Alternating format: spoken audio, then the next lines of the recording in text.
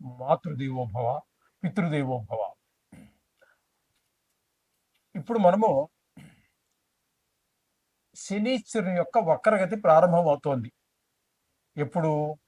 July 27 ప్రారంభమై August, September, October, November, December 9వ తారీఖు వరకు కూడా వక్రగతిలోనే సంచారం చేస్తూ ఉన్నారు.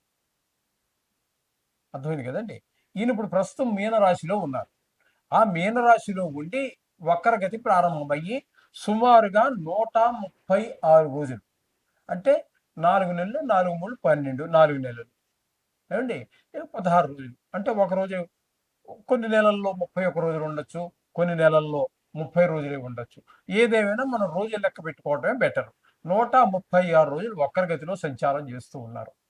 ఈ వక్రగతి సంచారం వలన చాలా మంది మన యూట్యూబర్స్ అడిగారు, కొంతమంది ఈ మన ఈ జాతకం మీద ఎక్కువ దృష్టి పెట్టి చూసేటటువంటి వారు కూడా వక్రగతి వల్ల వచ్చేటటువంటి ఫలితం ఏంటి అని చెప్పేసి, చెడు ఫలితం వస్తుందా మంచి ఫలితం వస్తుందా అని చెప్పి చాలా మంది దగ్గర నుంచి వందలాది ఫోన్లు రిసీవ్ చేసుకున్నాను. దాని గురించి ఈ యొక్క వీడియో చేయాలనిపించింది, చేస్తున్నాను. కొంచెం జాగ్రత్తగా వినండి.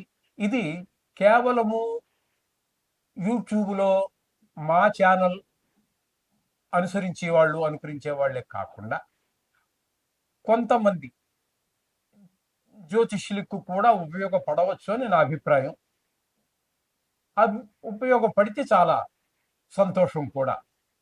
కాబట్టి ఇది కొంచెం జాగ్రత్తగా వినవలసినటువంటి విషయం. ఇక్కడ ఈయన మొత్తం మీద 136 రోజులు సంచారం చేస్తున్నారు. నిజానికి ఎప్పటి నుంచి ప్రారంభమవుతోంది? మనం జూలై 27న వక్రగతి ప్రారంభమవుతోంది. ఆ రోజున మీకు ఇంచుమించుగా ఇంతవరకు ఎవరు చెప్పనటువంటి విషయాలే చెప్తున్నాను అనుకో. తెలియదని కాదండి, వాళ్ళకి తెలిసి ఉండొచ్చు కాక, సమయాభావం కావచ్చు, మరి ఏదైనా కారణం కావచ్చు. వాళ్ళు చెప్పి ఉండనటువంటి విషయాన్ని మీకు నేను తెలియజేస్తున్నా. ఆ రోజున శని భగవానుడు 20 డిగ్రీల్లో ఉన్నాడు, మీనరాశిలో 20 డిగ్రీల్లో ఉన్నాడు. అక్కడ నుంచి వక్రగతి ప్రారంభమయ్యి డిసెంబర్ 9 వరకు వక్రగతిలో ఉంటున్నారు. ఆయన వెనక్కి నడుస్తూ ఉన్నాడు. వక్రగతి అంటే ఏంటి? ముందుకు వెళ్ళడం కాకుండా వెనక్కి రావడం. అలా వచ్చి వచ్చి వచ్చి ఎక్కడి వరకు అంటే డిసెంబర్ 9వ తారీఖు వరకు. అక్కడికి వచ్చేటప్పటికి 20 డిగ్రీల్లో ఉన్నాడని మొదట మనం చెప్పుకున్నాము కదా. ఆ 20 డిగ్రీల నుంచి 13 డిగ్రీల్లోకి వస్తున్నారు. అంటే ఇవన్నీ ముందు నడుచుకుని వెళ్ళిపోయారు ఆయన. ఈ 13 డిగ్రీల నుంచి అలా ముందుకు వెళ్ళిపోయి 20 దగ్గరకు వెళ్ళారు. ఆ వెళ్ళినటువంటి ఆయన మళ్ళీ వక్రగతి కారణంగా, అంటే నిజానికి వక్రగతి అంటూ ఉండదు, అది మనకి కనిపించే విధానం. ఎందుకంటే ఒక్కొక్క గ్రహానికి ఒక్కొక్క ఓర్బిట్ ఉంటుంది కాబట్టి, ఆ ఓర్బిట్లో తిరిగినప్పుడు చిన్న ఓర్బిట్ ఉన్న గ్రహం త్వరగా ముందుకు వెళ్తుంది కాబట్టి ఇది వెనక్కి వెళ్ళినట్టు కనిపిస్తుంది. కానీ నిజానికి ఏ గ్రహానికి కూడా వక్రగతి అనేది రాహుకేతువులు తప్పితే దేనికి లేదు. కాబట్టి ఇక్కడ శనీశ్వరుడికి వక్రగతి లేదు, కానీ వెనక్కి వస్తున్నట్టుగా మనకు కనబడుతుంది. కాబట్టి ఫలితాల్లో కూడా మార్పులు ఉంటాయి. ఎంతవరకు ఉంటాయి ఫలితాల్లో మార్పులు అన్నట్టయితే, 13 డిగ్రీల నుంచి 20 డిగ్రీల వరకు వెళ్ళాడు కదండి. ఈ ఫలితాలన్నీ అతని అనుభవంలోకి వచ్చేసాయి. ఏ జాతకుడైతే ఉన్నాడో ఆ జాతకుడికి శని ప్రభావం వల్ల వచ్చినటువంటి ఫలితాలు మంచి కావచ్చు, చెడ్డ కావచ్చు, అనుభవంలోకి వచ్చాయి. కానీ ఇప్పుడు 20 నుంచి మళ్ళీ 13కి వెనక్కి వస్తున్నాడు కాబట్టి ఈ అనుభవించినటువంటి అనుభవాలు ఏవైతే ఉన్నాయో అవి మరలా పునరావృతం అవుతాయి. అయితే ఇక్కడ చాలా మంది, నేను యూట్యూబ్లో విన్నాను, చాలా మంది చెప్పినటువంటి విషయం ఏంటంటే, వక్రగతి ఉన్నట్టయితే వెంబటే ఇంకా ఆలోచించలేదు, వెనక రాశి యొక్క ఫలితాలను చెప్పేస్తున్నారు. అది కరెక్ట్ కాదు. కరెక్టే ఒక రకంగా. ఎలాగా? ఆయన కనుక 13 కూడా కాకుండా ఇంకా వెనక్కి ఇంకా వెనక్కి ఇంకా వెనక్కి వచ్చి కుంభరాశిలోనికి ఆయన కుంభరాశిలోనికి మరలా ప్రవేశిస్తే రాశి మారుతుంది. అప్పుడు ఫలితాలు మారుతాయి. ఇప్పుడు 20 దగ్గర ఉన్నది 13 డిగ్రీలు 20 డిగ్రీలు ఇవన్నీ కూడా మీనరాశిలోనే ఉన్నాయి కాబట్టి ఫలితం మారేటటువంటి అవకాశం లేదు. కొన్ని సందర్భాల్లో మారుతుంది. ఆయనతో పాటుగా అదే మీనరాశిలో శనితో పాటుగా ఉన్నటువంటి గ్రహాలు ఏవైతే ఉన్నాయో ఆ ఆ గ్రహాల యొక్క ఫలితాలు కూడా కొద్దిగా మారే అవకాశం. అది కూడా రాశి మారలేదు కాబట్టి ఆ డిగ్రీల్లో వచ్చేటటువంటి తేడాను బట్టి కొంచెం మారే అవకాశం ఉంటుంది. ఆయనతో ప్రస్తుతం ఇక్కడ శనితో పాటుగా మరొక గ్రహం ఏదీ లేదు కాబట్టి దాని గురించి మనం చర్చించవలసినటువంటి అవకాశం కూడా ఏమీ లేదు. ఇది శని యొక్క వక్రగతి, దానివల్ల వచ్చే ఫలితాలు. యాజ్ ఇట్ ఈస్గా ఎలాగైతే ఉందో అలాగే శని మీనరాశిలో ఉన్నప్పుడు ఇచ్చేటటువంటి ఫలితాలనే మనం చెప్పుకోవాలి. నో డౌట్, మీకు ఏ విధమైన అనుమానం అక్కర్లేదు. అర్థమైంది కదండి. అందుచేత శని భగవానుడి ఫలితాలు మామూలుగా ఉన్నప్పుడు ఏ ఫలితాలు అయితే ఉన్నాయో అవే ఫలితాలనే మనం చెప్పుకుంటున్నాం. ఆయనతో పాటు ఏ గ్రహము లేదు.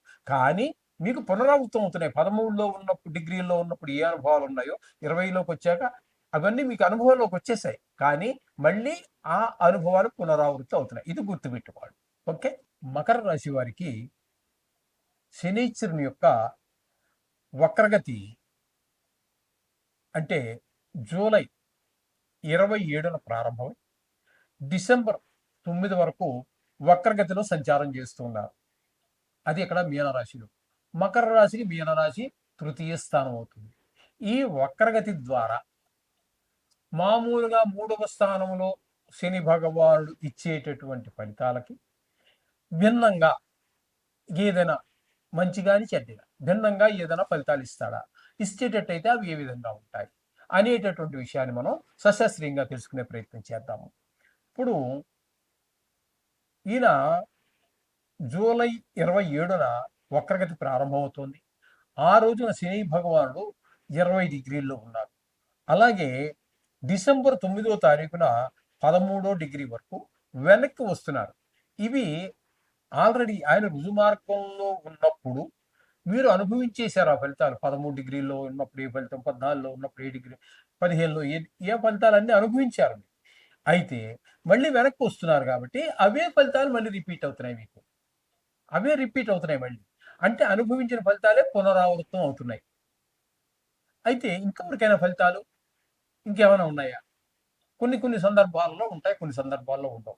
శనీశ్వరునితో పాటుగా మరింకే గ్రహాలైనా ఉన్నట్లయితే వాటి మీద కూడా ఈ ప్రభావం కొంత చూపిస్తుంది.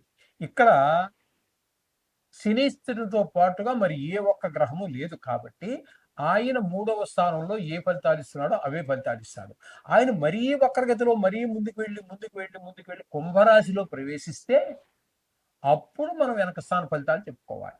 కానీ చాలా మంది మరి కొంతమంది జ్యోతిష మిత్రులు కుంభరాశిలో ఉంటే ఏ ఫలితాలు వస్తాయో ఆ ఫలితాలు చెబుతున్నారు. సో అది శాస్త్రంలో మరి ఎక్కడా కనిపించలేదు. ఇప్పుడు నేను చెప్పేదే శాస్త్రంలో లోతుకి వెళ్ళినట్టయితే మీకు దొరుకుతుంది. ఓకే. ఇక్కడ ప్రత్యేకంగా వక్రగతి ద్వారా ప్రత్యేక విశేషమైనటువంటి ఫలితాలు అయితే ఏమీ లేవు. మామూలుగా ఏ ఫలితాలు ఇస్తాడో, చెడైతే చెడు, మంచి అయితే అవే ఫలితాలు ఇస్తున్నారు. అక్కడ తృతీయ స్థానంలో శని భగవానుడు ఏ ఫలితాలు ఇస్తున్నారు అనేటటువంటిది మనకు సశాస్త్రంగా తెలుసుకునే ప్రయత్నం చేద్దాం. అక్కడ ఏం చేస్తున్నారు అక్కడ అన్నట్టయితే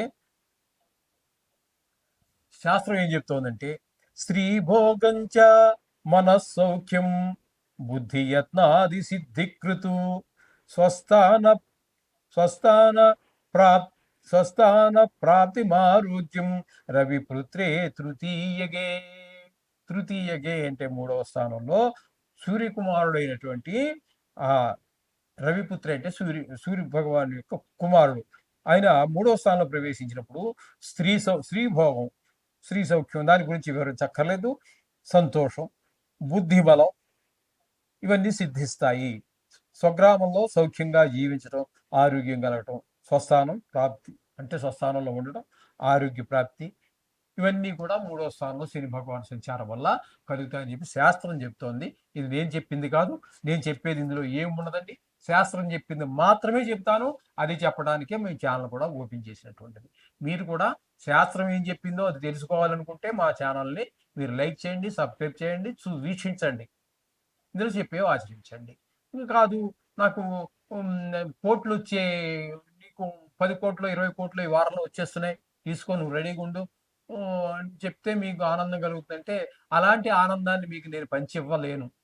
అది నా నా ధర్మం కాదు, నా నా నా సహజత్వం కాదది. అలాగే మీకేదో మహాప్రళయం వచ్చేసింది, మీకు ఆపద వచ్చేస్తుందని చెప్పేసి మిమ్మల్ని భయపెట్టేసి మీ చేత జపాలు హోమాలు చేయించేసి మీ చేత 1,00,000 2,00,000 ఖర్చు పెట్టించేటటువంటి మనస్తత్వం కూడా మాది కాదు. కాబట్టి మీరు నిత్యం చేసుకునేటటువంటి పూజని అన్ని సుఖాలు ఇస్తున్నాడు 3వ స్థానంలో మీకు ఈ మకర రాశి వారికి. కాబట్టి మీరు చాలా రోజు చేసుకునేటటువంటి ఆ నవగ్రహ శ్లోకాలు చదువుకోండి, అన్ని సక్రంగా జరుగుతాయి. శుభం భూయాత్.